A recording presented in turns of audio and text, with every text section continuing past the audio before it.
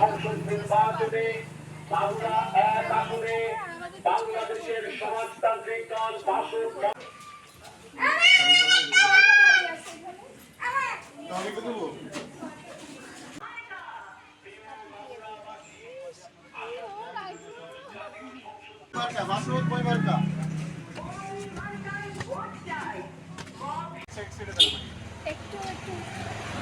মাগুরা এক আসনের প্রথম নারী প্রার্থী হিসেবে আমি খুবই ভালো সাড়া পেয়েছি মানুষের মাঝে এবং বিশেষ করে আমাদের যে স্বাস্থ্য খাত, মাগুরার যে স্বাস্থ্যের চিকিৎসা খাত বলেন, মাগুরার কর্মসংস্থানের বিষয় বলেন, কৃষির ফসলের ন্যায্য মূল্যের বিষয়গুলো বলেন বা কৃষি ব্যবস্থাপনার বিষয়গুলো বলেন, এখানে কৃষিভিত্তিক শিল্প কলকারখানার বিষয় বলেন বা এই নগরে যে একটা নারী বান্ধব নগর, নারীর জন্য নিরাপদ এবং সকল মানুষের জন্য নিরাপদ এবং নারী বান্ধব একটি শহরের কথা বলেন, এখানকার নদ নদীগুলোর যে আমরা ব্যবস্থাপনার কথা বলছি সেগুলো দখল এবং দূষণের বাইরে আমরা গড়ে তোলার কথা বলছি, আমরা এখানকার রোড যে ভাঙাচোরা সেগুলো সংস্কারের কথা বলছি, এখানে একটু বৃষ্টি হলেই যে জলাবদ্ধতা তৈরি হয় সেগুলো যে আমরা সংস্কারের কথা বলছি। এই যে বিষয়গুলো আছে অর্থাৎ আমাদের যে অঙ্গীকারনামা আছে সেটা আমরা খুবই ভালো সাড়া আমরা পেয়েছি সব ধরনের মানুষের মধ্যে, সেটা নারী, সেটা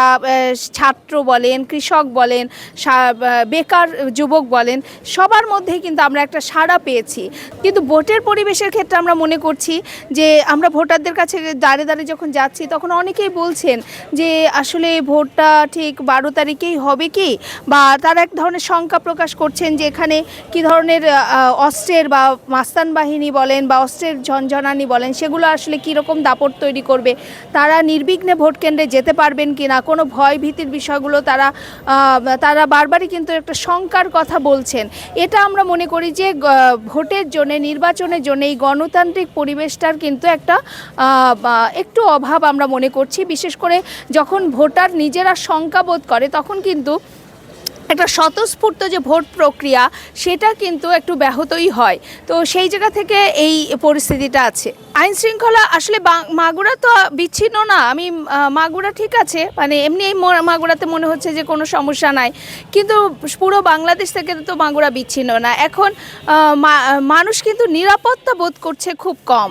আপনি দেখেন যে গত 15 মাসে যেভাবে 270 জন মব ভায়োলেন্সের মাধ্যমে তারা মারা গেছেন বা মেরে ফেলা হয়েছে তাদেরকে, সেগুলোর কোনো বিচার পাওয়া যায়নি।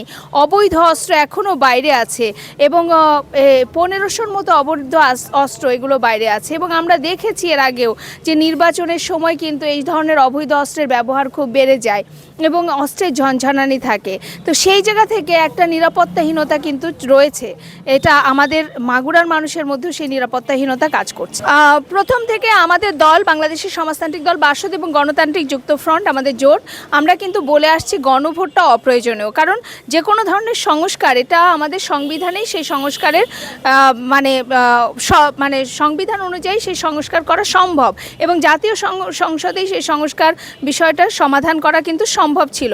কিন্তু এই গণভোটের মাধ্যমে যেটা হচ্ছে, গণভোট এবং জাতীয় সংসদ নির্বাচন একই সাথে হওয়ার এটাও এক ধরনের জটিলতা তৈরি করতে পারে। এই অভিজ্ঞতা কখনোই বাংলাদেশের ছিল না, সেটা একটা জটিলতা তৈরি করতে পারে। 2 নম্বর জটিলতা যেটা তৈরি করতে হচ্ছে সেটা সবাই আমাদের কাছে ভোটাররাও জানতে যাচ্ছে যে 4টা বিষয়ে কিভাবে তারা একটা অ্যান্সার দিবে, মানে 4টা বিষয়ে সবাই হ্যাঁ নাও হতে পারে, 4টা বিষয়ে সবাই নাও হতে পারে, তাহলে 2টো বিষয় হ্যাঁ, 2টো বিষয় না হলে সে আসলে কোনটাতে হ্যাঁ দিবে না দিবে। তারপরে দেখেন আমাদের দেশে 40% মানুষ তারা স্বাক্ষর না, তারা মূলত ভোট দেয় কিভাবে, মার্কা দেখে।